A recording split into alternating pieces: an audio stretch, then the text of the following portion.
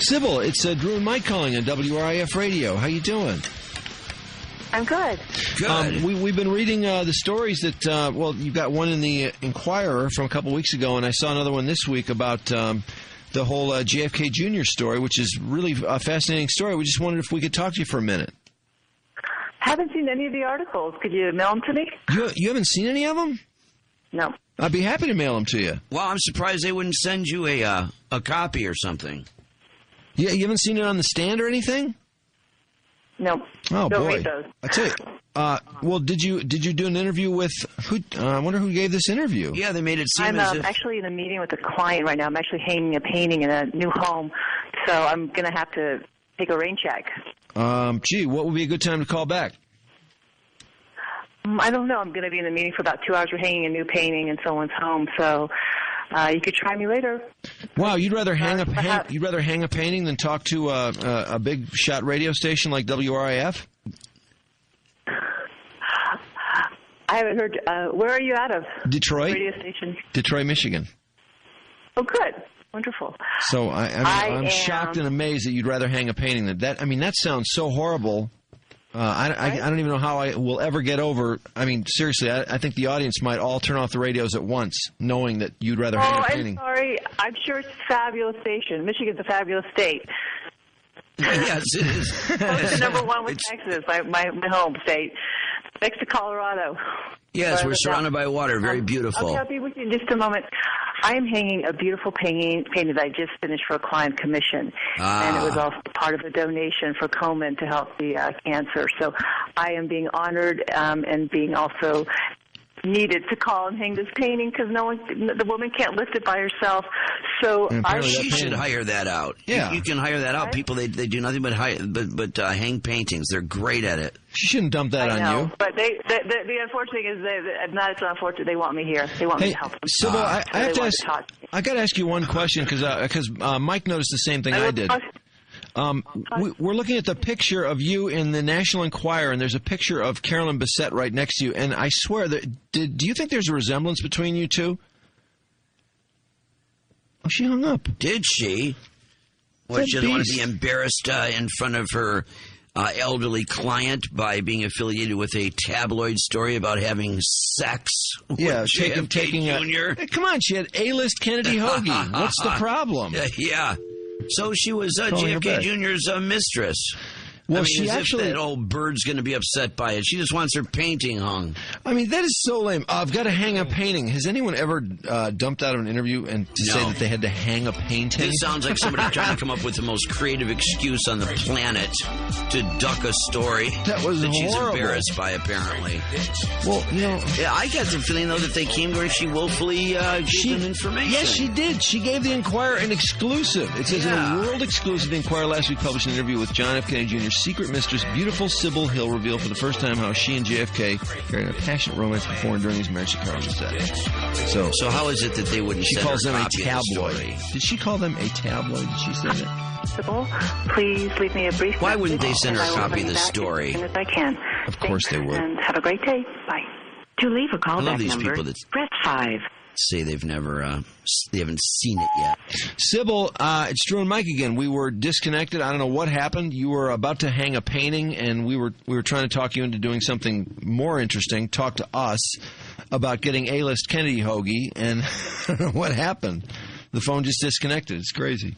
We must talk. The anniversary of his death is coming up rapidly. Yeah, come on, Sybil. Cough it up. You gave it up to the Inquirer, and by the way, in a world exclusive, you talked to the Inquirer. So I don't know why they haven't sent you a copy of that article, being that you granted them an exclusive interview. It's the least they could do is send you a copy. Or you could drop $1.49 at the stand and make it for yourself. Having me send it. But get 5 or 6 copies. Hey, it was delightful talking to you. We'll try you back. Thanks. Whore. Slut. Yeah, 2-bit whore. She really rationalizes this too, that Carolyn was getting nailed by this friend of hers outside of the marriage. I know. So while he's pumping her full of air, meanwhile, Carolyn's getting taken a pounding in the back nine by this other dude. Yeah. And it probably isn't the back nine because Carolyn sounds wild. Yeah. Well, she's doing a lot of blow. She's partying up a storm. She might be a little... What did John Kennedy see in this chick? She sounds like the biggest drag. I don't know. No one ever, I don't think, understood that. She was so homely at the time. I mean, here he's got the what's her face, the mermaid bitch. Splash, Daryl Hannah. Yeah, and in her hot days. And Carolyn Bessette, I mean, she was very homely. And he punched out Jackson Brown when Jackson Brown was wailing on. Yeah, Daryl Hannah. Remember that when he came to her rescue? Mm-hmm. Of course. This guy could have had world-class AAA female ass. Which he did have. He did have some world-class ass. He nailed Madonna. Yeah, I'm pretty sure he did. I really think he did, yeah. Oh yeah. But Carolyn Bessette, I never got that. And Carolyn Bessette, can't we just kind of connect her to the blame for the plane crash? Because if Carolyn Bessette had not been late because she was getting a pedicure or something like that. Right. She was literally like 2 hours late, which forced him to fly when the horizon was dusk. Yeah, exactly. It made the visibility worse. Because he did want to leave at 6:30 that day. She didn't arrive until well after 8:30, yeah. Yeah, so that was a critical mistake. I mean, there was a ton more beyond that, but certainly that was the beginning of the woes. You so sublimely add that there was a ton more. Yes, there were. Yeah, there was quite a few mistakes on that flight, but it's true that if the guy had attempted the flight in daylight, he could have at least kept the airplane right side up because he would have been able to see the damn horizon, you know? Yes, he would have known the water from the air. Yes, he would have. And I believe it was... or was it her sister? Who was the one that wanted to be dropped off at Martha's Vineyard? Her sister was in the plane, too. Yeah, because one of them wanted to be dropped off at Martha's Vineyard. And that was another problem. And that's what sent him out over the water as opposed to directly to Hyannisport. Well, do you know, we have also speculated on the fact that, can you imagine, okay, we know what a bitch Carolyn Bessette could be. And in fact, I was going to say would have been. She's deceased. I don't want to. Yeah, totally but she call was her a out. bitch. She could be a big bitch. And I'll bet you when he was all over the sky and upside down in the G-forces. You're going exactly where I was going. Yeah, and I'm sure when the G-forces were pulling their face down to the floorboards, she was probably trying to fight against 7 or 8 G's to go, you idiot, you ass! What are you doing? Fix the plane! That is absolutely the vision I have, is of her and possibly her sister just yelling at him nonstop. Bitching all the way down. All the way down, man. He's trying to get that plane out of a horrible tailspin, and he's got to hear 2 bitches just going at it with him. That's the other thing. Maybe if he'd been able to just think straight, not listen to 2 women barking at him at once. and all he can say in response, because he's so confused and he's got so much on his mind, is, if you hadn't been 2 frickin' hours late, this would have never happened, bitch. Yep. It's probably the last words the guy ever said. Oh, God. Man. That, the details of that crash were just so awful. That was unbelievable. Horrible. That was a vicious, vicious accident. In fact, one of my flying magazines has detailed the top 10 mistakes of JFK Jr.'s flight. Do you remember any of them? Actually. Oh, no. I just so happens I have them right here. By the way, how many flying magazines are you getting these days? I've cut it back from 4 to 2. Because every month it's like, oh boy, get their itis. I know it's a lot. It's a lot. When you get magazine subscriptions, it's funny. I'll keep sometimes as far back as 2 or 3 months, because it's like, I haven't read it yet. I can't throw it. I don't even know the information's old because I really want to read it. Yeah, you know? That's right. So get their itis. That was the number one mistake, and that was all because of her. You know, the fact that there was this she got there late and all that crap. And wait, what do they call that mistake? Get their itis. Get their itis. You know, it's like itis, like a disease. Oh, okay, you know, right. Get their itis. Like instead of postponing the trip, exactly. I got it. It's like he's going to go there, come hell or high water, because the sister wants to be in Martha's Vineyard, and he wants to go to that wedding, come hell or high water, regardless of the weather. So that causes him to set safety aside and I like that onward term. and upward, right? Yeah. The other thing was stress, and the stress, he had just gotten his cast off. Yeah, from his flying in that ultralight. Ultralight, which exactly. He crashed that too. Hey, you know what? I saw an ultralight over my house about 2 weeks ago. Is that right? I am not kidding. I think it was an ultralight. Does it look like just some guy in a bicycle in the sky with a parachute over the top of it? Absolutely. Yes. Oh my God, is that weird? I'll be darn. You know, this thing was like, I would say, if I had to guess, it was like 2,500 feet in the air. Yeah. It was really wild. God, that's what a ride that must be. I know. Oh, I can't. I couldn't picture that. I couldn't deal with that. Yeah. I mean, it looks like a lot of fun if you got the guts. I'm But guessing. boy, to be hanging out there the way they are on that thing. I was trying to figure out where this guy was. I think he was over a lake. Yeah. Which makes sense. Yeah. Okay, so how cool. Was that number 10? Well, let's see. They put them in order of worst, Yeah, give us a couple more. Well, anyway, the other one was stress. For one, he had the cast taken off the day before. Oh, right. So he was in pain. He had a problem there with his leg. But also, his marriage was in trouble. He hadn't slept at his own home for several nights prior to the trip because of his marital problems. And because he's probably bawling this Sybil Hill. Yep, at probably. The hotel. Yep, he was in the middle of marriage counseling. And his magazine, George, was having financial problems. They talked about the stress that he was under. The night before the flight, he went to a Yankees game and a night game. And then after that, he went out drinking and food with his buddies. Didn't get home till after 2 a.m. Nice going, JFK And after Jr. 5 hours of sleeping, he got up, had a big meeting about his failing magazine. That magazine was always failing, by the way. Of course. People injected money into that thing. Famous people blew wads of cash into that deal to keep it going because That's it was right. JFK Jr. who can't fail. Yep.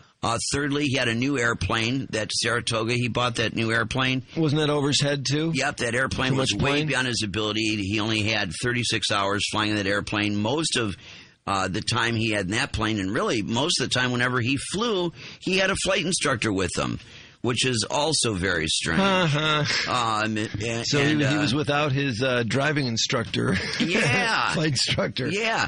In fact, he was without his training wheels. That's right. You got it. John had training wheels. He certainly didn't want to use them. Yep. And he had... I can handle this, ladies. In fact, he hadn't flown by himself for at least 2 months, they said. In a flight just before the fatal accident, his instructor had to help him with a landing since his cast was giving him problems on using the rudder pedals. He doesn't sound like a very good pilot. He's a terrible pilot, which is why his mother never wanted him to fly, She probably had this instinct. She thought he was an airhead. Yeah. No, he was an airhead. Yeah, he was an airhead. It seems to me that his flying history, and he had flown for a significant amount of time before this, but wasn't he like hanging onto the training wheels for a long time? Oh, absolutely. Oh, God, yeah. People can't wait to fly on their own when they get their license. He was always with an instructor. And I have to laugh. There was a little story. We talked about it on the air a little bit yesterday, where Angelina Jolie, they were joking about 4-year-old Shiloh being her co-pilot. Yeah. Because she was in the window when the plane pulled up, I guess. Yeah. But then they said, as Angelina flew from, wherever to wherever, and they mentioned she then deboarded with Shiloh and her flight instructor. And she got her pilot's license, the story pointed out, in 2004. What is she doing with a flight instructor? Yeah. Lacking of confidence. 6 years into having your flying license, you need a flight instructor with you? What the hell is that? There's incompetence and a lack of confidence for good reason. She probably knows every time she's on her own, she almost crashes, probably. Yeah, same deal. And it's the same phenomenon here. As a matter of fact, they said that Kennedy used instructors for most of his flights, they say in this big article. It's ridiculous, isn't it? Yeah, not only that, they said a lot of times Kennedy would fly wherever he had to go with an instructor, and then he would get out and the instructor would fly his airplane back. Oh, God. And these people, my God. Get this one, too, and Drew. It turned out that he never talked to any air traffic controllers through anywhere along the line in the flight, and he didn't monitor any of these frequencies or what was going on around him, and came close enough to a commercial jet landing What? A commercial jet that was landing on this flight. No way. That he actually triggered a collision alarm on the commercial jet. Oh, my God. And another alarm at LaGuardia Airport. Wait, where is the Mr. Magoo music when you need it? Exactly. This guy's a veritable Pendergast. Yes, he is. He's a Pendergast. And I mean, for him to be close enough to trip a collision alert on the airplane and I meant to do that. Back at LaGuardia Airport is unbelievable. And on top of that, Drew, he had an autopilot on the airplane. He could have just turned on the autopilot and let it fly the airplane right to Martha's Vineyard. But no. He never used his autopilot. Wow. And so he had all this stuff up, and that's the essence of it all. But that's amazing. It's just one stupid, insane mistake after another. I mean, it was just a doomed fight. And it seems to me, and help me if I'm wrong here, didn't it take months and months for this stuff to come out? Yes. Oh, it was like, absolutely. JFK Jr., a fighting pilot to the end. He tried desperately to get them out of the tailspin. Oh, yeah. They wanted to portray him as this, courageous guy that, fought against all odds. And, we'll have to look into the investigation to find out exactly what went wrong. Yeah, there he is right there. JFK Jr. completely confused, didn't know what end was up. Wow. In fact, when he was headed straight down toward the ocean, he thought he was going straight up because when they found the cockpit intact at the bottom of the sea, the throttle was in full power position. He had full throttle on that. Oh, stop. So when he hit the water, he hit the accelerator pedal to the floor. He's going full speed going, I gotta lift this thing. He was thinking he was climbing, so he put the accelerator to the pedal to keep the speed from falling off, and here he was pointed straight down at the ocean. Hey, I gotta ask you a silly question here. Oh, my God. If you're in a quote-unquote tailspin, okay, but you don't know it, you think you're going up. So, in other words, he thinks he's going like this. He thinks he's going up. Yeah, he's like completely disoriented. Like a twirly. I don't know if he thinks he's rotating going up, but he thinks he's going up, and he's probably not sure where he is in space, other than in some fashion pointing up. But his plane, I mean, when it went into the water, it was rotating, right? Oh yeah, it was in a death spiral. He was rotating. Yeah, and it was the opposite. How often do you see a plane going like this straight up? God, what a moron! I know, it sounds so stupid. I know it's so stupid. I feel really bad talking about it. I know it. Especially here he is in this expensive airplane with a beautiful autopilot on it, a couple of button pushes, and the thing would have flown it for him. Wow. But yeah, he put himself in a tight spiral. He got disoriented with the horizon he couldn't see, with the haze and then the pitch blackness. And he got over the water and he didn't know what end was up, and he got himself screwed up in a spiral. Wasn't the plane on the bottom of the ocean? Sea, yep. And he was still strapped in. Karen Bissett, was on the floorboard, laying on the floor, and her sister was jammed under the seat.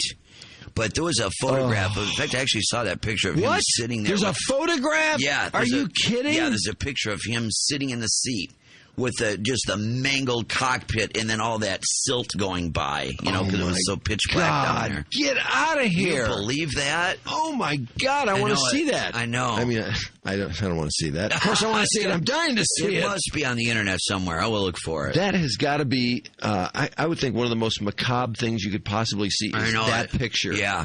But what, you know what? What does he look like, by the way? Ooh. You know what? Are his eyes open?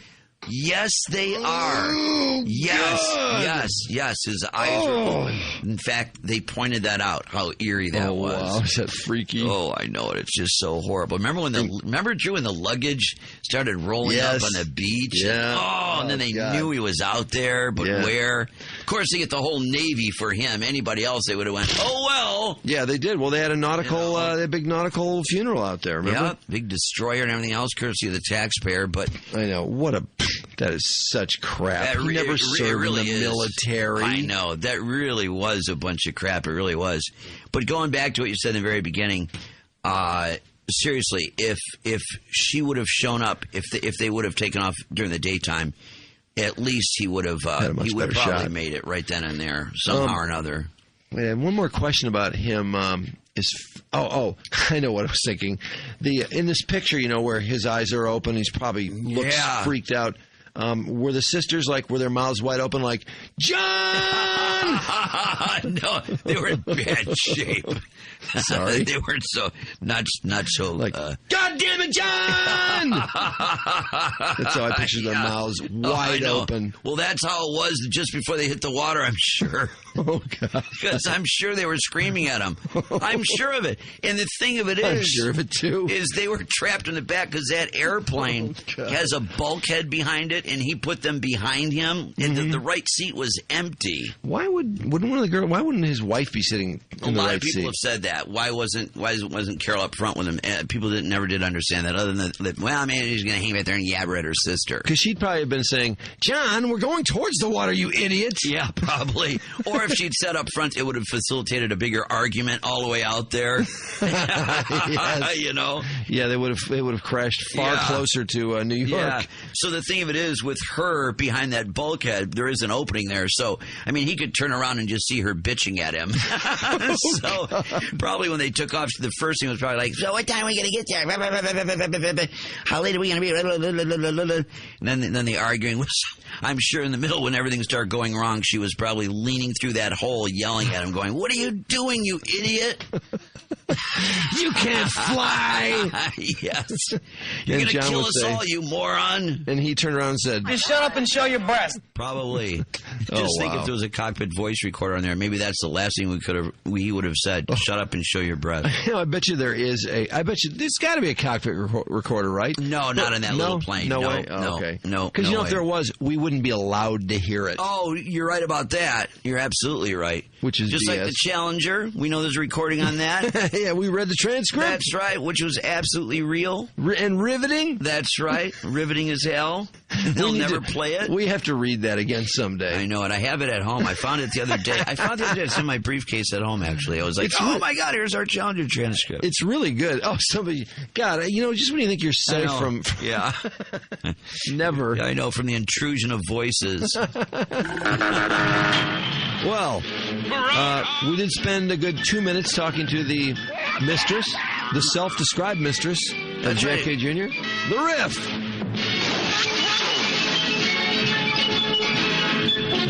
I meant to do that. Yes, sir.